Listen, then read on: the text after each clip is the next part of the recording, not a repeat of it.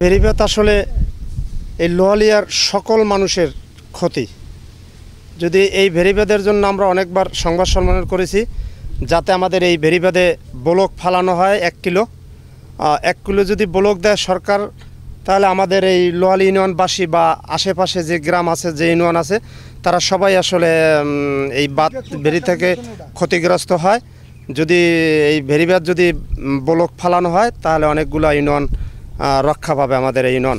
এবং আমাদের লোহালিয়াতে যারা, বিশেষ করে ইদ্রিকপুর আর কৃষক বলতে যারা বীজ করেছে, তাদের অনেক ক্ষয়ক্ষতি হয়েছে, অনেক ঘরবাড়ি ক্ষয়ক্ষতি হয়েছে, অনেক কৃষির জমিজমা নষ্ট হয়ে গেছে এই পানির নদী ভাঙ্গনে।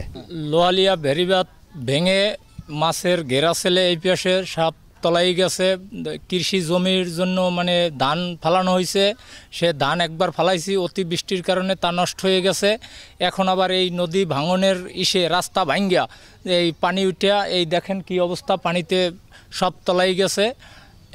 এখন এই আর অতি তাড়াতাড়ি স্কুল, তারপরে স্কুল আমাদের মানে জোয়ার উঠছে, স্কুলের ভিতরে পানি, যার জন্য স্কুলের বাচ্চাদের, ছোট ছোট বাচ্চাদের ছাড়িয়া দেওয়া লাগছে, ছুটি দেওয়া লাগছে। আমাগো বেড়িবাঁধ বাঙ্গনে আমরা এই যাবতের ভিতরে 2বার বিছালাইছি, ইভিরগো বিছালাইছি, হ্যাঁ পানতে গেছে বজিয়া আমরা যে কেরদারে জামু এই তো বিছাই ভাই না। দ্বিতীয়ত মাছের ঘের হ্যাঁও গেছে, এখন আমাগো কি অবস্থা হইবে এইটাই আমরা জানি না। এবছর আমাদের যে অবস্থা, এই যে নদীতে বেড়িবাঁধ ভাঙ্গিয়া আমার বীজ করছি 2বার, একবার গেছে বর্ষায় আর একবার গেছে এই বেড়িবাঁধ ভাঙ্গিয়া। বীজ শেষ, গরুর খাবার শেষ, আমরা চুলায় পাক করিয়া একটু খাইতেরি না, খুব কষ্টদায়ক। কি করমু, দিশেহারা, সব কিছুই তলাই গেছে। পোলাপানি স্কুল যে স্কুলটা পর্যন্ত আমাদের তলাই গেছে বাড়ির পাশে। এখন আমরা কোন দিক যাবো, কোনো দিশা পাই না। আমাদের বেড়িবাঁধটা খুব জরুরি প্রয়োজন। পটুয়াখালী জেলায় মোট 1340 কিলোমিটার বেড়িবাঁধ রয়েছে।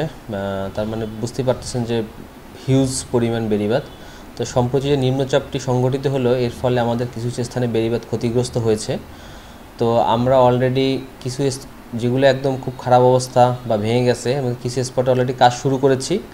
আবার কিছু স্থানে আছে যে পানির পরিমাণ বেশি থাকার কারণে, পানিটা না নামার কারণে কাজ এখনও শুরু করা যাচ্ছে না, কিন্তু আমরা আশা করতেছি আগামী 1 দিনের মধ্যেই পানি আরও কমবে এবং আগামী কালকেই আমরা কাজ শুরু করতে পারবো। তা আমরা তৎপর রয়েছি, যে সকল জায়গাতে বাঁধ ভেঙে গেছে সেগুলো অতি দ্রুতই মেরামত করা হবে। এছাড়া যে সকল ঝুঁকি বেড়িবাঁধ কম ক্ষতিগ্রস্ত হয়েছে সেগুলো আমরা নজরদারিতে রেখেছি, সেগুলো আমরা পর্যায়ক্রমে মেরামত করব।